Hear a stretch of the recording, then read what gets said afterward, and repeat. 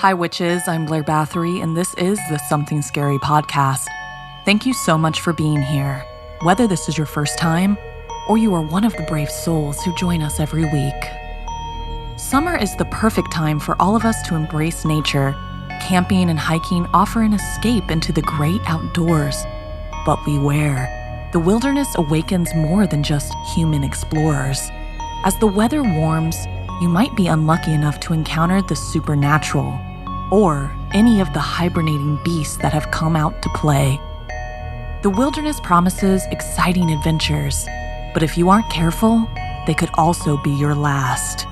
First, should have stayed home, followed by survival of the deadliest.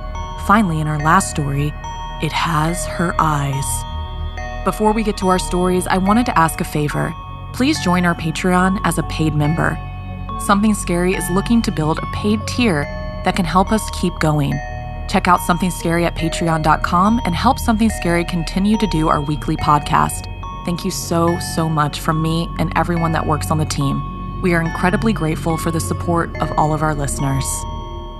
So, want to hear something scary? Deadly whispers in the woods.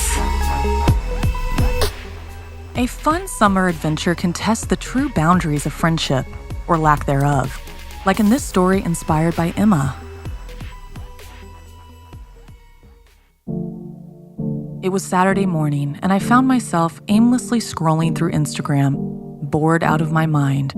Suddenly, a knock on the door interrupted my monotony. It was my friends Callum, Ash, Lily, and Rose, their faces brimming with excitement. "Hey Hannah, do you want to explore the forest?" Callum asked, his eyes gleaming with anticipation.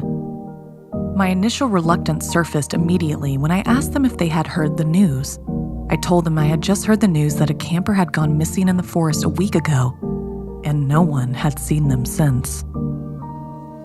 Callum dismissed my concerns with a wave, telling me there was nothing to be afraid of. There were millions of stupid reasons a camper could have gotten lost. That's why we should all go explore together. Ash, with his usual confidence, added that he would protect me. His words made me blush, though I hoped no one noticed. Despite my fear, I didn't want to seem cowardly in front of Ash. I also liked the idea of him protecting me. Stupid, I know, but I had been crushing on him since freshman year. So I told them I wasn't afraid. I was in. I couldn't believe the lack of conviction I heard in my own voice as I said those words. My friends, sensing my hesitation, practically dragged me to the forest edge. The dense woods loomed ahead, its trees casting long tree shadows, making them seem dark, even in the daylight. As we ventured deeper and a silence settled around us, my anxiety grew with every step. "We were losing the trail," I said, a slight sense of panic in my voice. Callum, now irritated by my constant complaints, snapped back. "No, we're not. You're exaggerating. It's an adventure. Just go with it." Minutes turned into an agonizing hour, and soon the path was completely gone. "We're lost," I said, my fear turning to anger. I was unable to hide my feelings any longer. Callum's frustration turned back to me as he shouted to just shut up already. His words stung. Ash quickly came to my defense, but their argument was abruptly stopped by a loud roar echoing through the trees. My heart pounded in my chest as a primal fear gripped me. The thumping sound of heavy footsteps grew louder, resonating through the forest floor like the heartbeat of a monstrous entity. "Run!" I screamed. We scattered in different directions, panic fueling our movements. I quickly realized I was alone. "Where are you guys?" I whispered aloud. When I heard nothing, I became louder. I shouted into the dense foliage, but only silence responded. The forest seemed to close in around me, the quiet magnifying the sound of my racing heart. Then, a blood-curdling scream pierced the silence. It was Lily's scream. I sprinted toward the sound, dread clawing at me with every step. I found Lily unconscious on the ground, her neck bearing deep bite marks and her body covered in scratches. Tears blurred my vision. She was still alive, but barely. In the corner of my eye, I caught sight of glowing red eyes. burning with a laser-focused intensity. A low, guttural growl shook the forest floor. The creature lunged at me, but I managed to dodge it by moving quickly. I tried to hoist Lily over my shoulder and run, but her dead weight was too much. I pulled her body up to my chest, and with her feet dragging behind us, I held her and ran as fast as I could. The beast hot on our heels. A sharp pain seared through my back as its claws raked across my skin. Desperation gave me strength as I pushed forward, the forest edge finally in sight. Just as I thought we were safe, I stumbled and fell, and the creature pounced, pinning me down. Struggling under his weight, I managed to roll over and push Lily away from immediate danger. Turning to face the beast, I knew I had made a mistake. It pushed me back down, knocking the wind out of me and digging its claws into my stomach. My scream was weak, my strength fading. Through the haze of pain, I heard quick footsteps approaching. Callum and Ash emerged, and a gunshot rang out. The pressure on my stomach lessened as the creature winced in pain and then retreated. My vision blurred, and Ash's voice reached me, urgent and filled with concern. I could barely respond, my words feeble as I told them to help Lily. The next thing I knew, I was being carried, the comforting sound of sirens filling the air. The police had arrived, and I was placed in a vehicle, the world fading to black around me. When I awoke, I was in a hospital bed, wires attached to my body. Relief washed over me as I saw Ash and Callum by my side. Callum's face was a mask of guilt as he apologized for not listening to me. I forgave him with a smile, then my thoughts quickly turned to Lily. The doctor said she has a high chance of survival because we got her here quickly, Callum reassured me. Moments later, Lily groaned and opened her eyes. Joy surged through me as I realized she would be okay. A police officer entered the room, his expression stern yet relieved. "You kids are lucky to be alive. We found the missing camper too. He's recovering well. Thanks for your bravery." Ash, looking worn but resilient, explained that they had been attacked as well, barely escaping with their lives. The officer nodded gravely, instructing the doctors to run tests to ensure there were no lingering effects from the creature's attack. As I lay back, exhaustion overtaking me, I realized how close we had come to tragedy. Then it dawned on me. Without knowing who or what the beast really was, I didn't know if we were truly safe or if we ever would be. As that thought lingered in my mind, I had to focus on the fact that we had survived. And for now, that had to be enough. Have you ever been dragged out of the house against your will by your friends? Was it worth it? Or did you run into something terrifying? Have you ever found yourself having to protect your friends? Were you up for the task? Or did it end in disaster?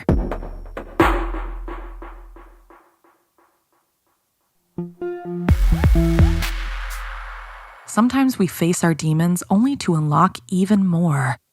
Like in this story inspired by Sara. Emmeline had always been tough, but college had thrown her for a loop. She signed up for an outdoor survival course after getting mugged on campus one night. She felt so helpless then, but she figured this course might help her shake off the trauma and then learn some good survival skills. The big test at the end was a 3-night wilderness solo, just her and the elements. She was both nervous and excited. All she could take with her was a backpack, empty canteen, sleeping bag, knife, fire starter, rope, tarp, pot, and spoon. No food or water. She'd have to find that in the woods. When the day came, she was dropped off in the middle of nowhere. She set up her camp and took stock of her surroundings. The woods were dense and seemed to go on forever. It was quiet, too quiet, and she felt like the trees were closing in on her. The first night was the worst. Every rustle and crack in the dark made her jump. She knew there were animals out there, probably watching her, but it felt like something more. It was heavy, oppressive feeling like someone's eyes were on her, tracking her every move. She tried to convince herself that it was just the instructors making secret trips to check on them. That had to be it. They wouldn't just leave them out here with no backpack, right?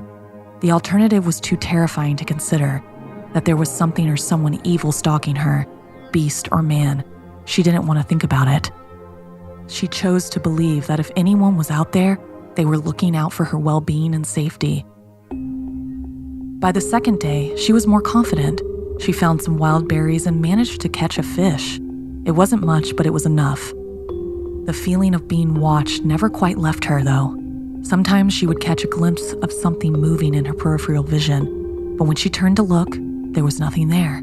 She kept telling herself it was just her imagination, or maybe one of the instructors checking in. Nights were creepy. She'd lie in her sleeping bag, listening to the sounds of the forest. Every time she closed her eyes, she felt like something was lurking just outside her tarp. Once, she thought she heard footsteps, slow and deliberate, crunching through the leaves.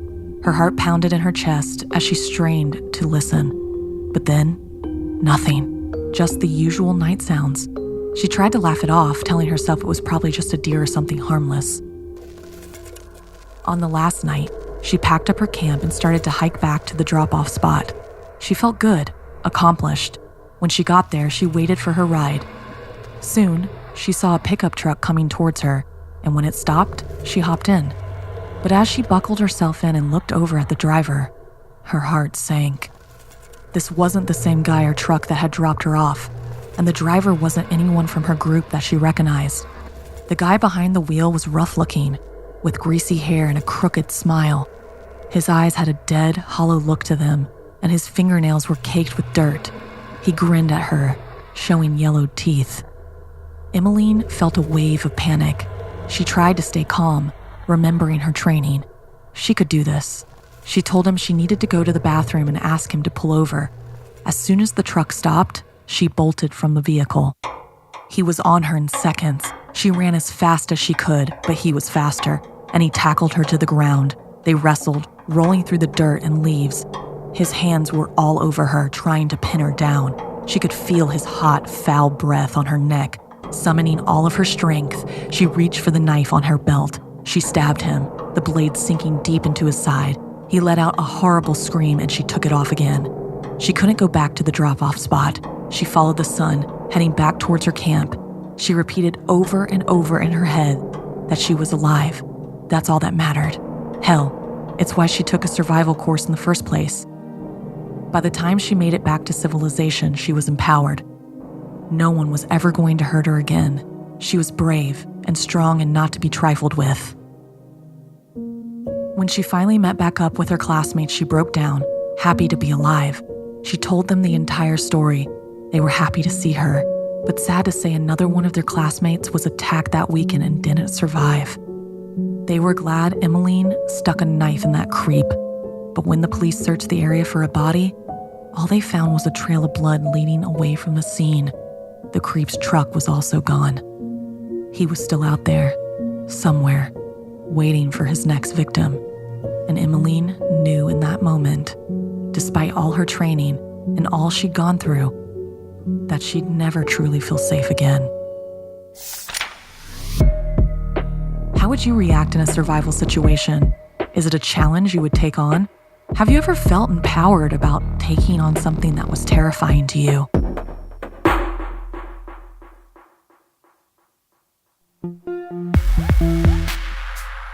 The wilderness can feel so magical.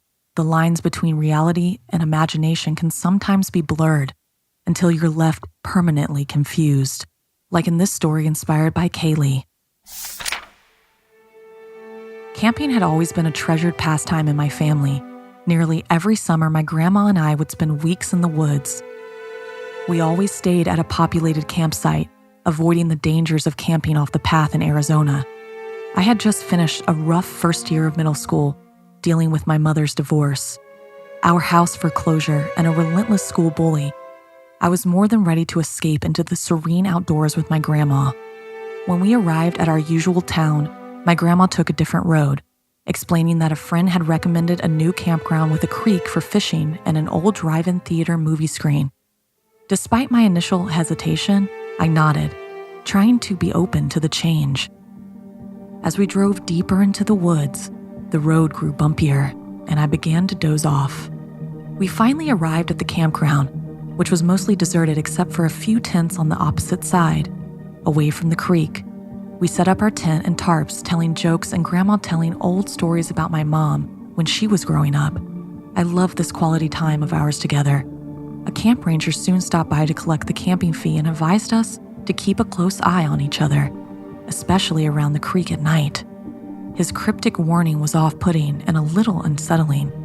We were used to tons of people around and not strange warnings at our old site. We rolled our eyes and just dismissed it, confident in our camping experience. As night fell and the temperature dropped, we collected firewood and settled by the campfire, talking for hours before turning in. We slept in her SUV, as usual, warm and safe. The next morning, I woke to the smell of breakfast and joined my grandma, who mentioned I had been restless in my sleep, not only tossing and turning but mumbling a little. I had no memory of any trouble sleeping but shrugged it off. After breakfast, I headed down to the creek with my bucket and makeshift fishing pole. The babble of the creek was soothing, and I soon settled into a peaceful rhythm. But after a while, I felt like I was being watched. I dismissed it as nerves from being in a new part of the woods. At our old site, there were others around the lake. I guess I wasn't used to being the only human in trees all by myself. I tried to settle in, reminding myself how cool and unusual it was to truly be myself in nature. It was probably the eyes of the wildlife I felt watching me. I caught a good haul of crawfish and began the tricky climb back up to our campsite. Suddenly, something moved in the corner of my eye. I turned, lost my footing, and began to slide down the mountain face. I tried desperately not to drop my stuff, digging my elbow into the ground as I slid. I felt the warm blood pooling around my arm as I left a red liquid trail behind me. I couldn't stop myself as the drop became steeper. I let go of my bag and pole, and just as I tried to grab on anything I passed to stop my tumble, I slammed my head directly onto a rock. Finally, I was laying still. It must have been a few hours when I finally came to. Dazed, I opened my eyes. I could see the sun was setting and I saw a figure approaching. It looked like me, but that was impossible. The figure's face, inches from mine, grinned creepily. I shut my eyes, and when I opened them, it was gone. I heard Grandma calling, but it sounded distant. Struggling to stand, I noticed I was further down the creek near a large pond. I crawled towards the distant flashlight beams, my body aching. Then I heard snickering. I turned and I saw it perched on a rock, wearing my clothes, my face, but with hollow black eyes. An otherworldly version of me. I was terrified but couldn't look away. I had to get closer to confirm this freakish version of me. Was it all in my mind? Had I hit my head that hard? I willed myself to move closer, my entire body beaten and sore from my fall, as blood continued to pour down my elbow. As I locked onto the creature, it spoke, in a voice that almost mimicked my own. It said it was an untethered shadow lurking in the dark, and it wanted my eyes to take my soul to make it complete. But why? Why had it chosen me? As it spoke, it moved in closer to me. It revealed that my presence at the creek, despite the ranger's warning, made me an easy target. It began to dig its sharp nails into my left eye. I screamed, squirming to get free. With a snickering pop, my eye was gone. The creature, now sounding exactly like me, prepared to take my other eye. I could hear Grandma's voice getting closer. Desperation fueled my scream for help. The creature hissed and scrambled away as the ranger's voice boomed, commanding it to leave. He approached with smoldering sage, forcing the creature to retreat into the pond, grinning with my left eye sitting snugly in its eye socket where the gaping hole had been. The ranger explained that the creature was a Managishi, an evil spirit, known to take over the lives of its victims, especially children who were more trusting. It's common in Cree folklore, and now we knew it to be real, not just lore.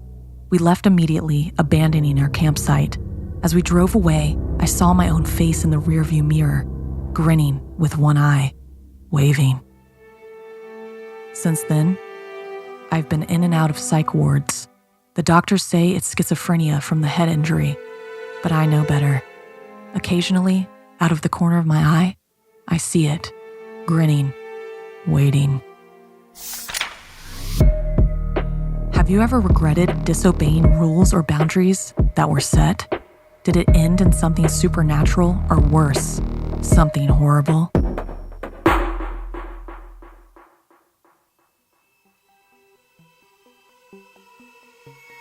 This week's podcast stories were edited by Sara Lukasiewicz, narration by Blair Bathory, audio edited and mixed by Fitz Harris, additional audio editing by Calvin Linderman, produced by Anna Villalobos, executive produced by Gail Gilman, music by Sapphire Sindalo and Calvin Linderman.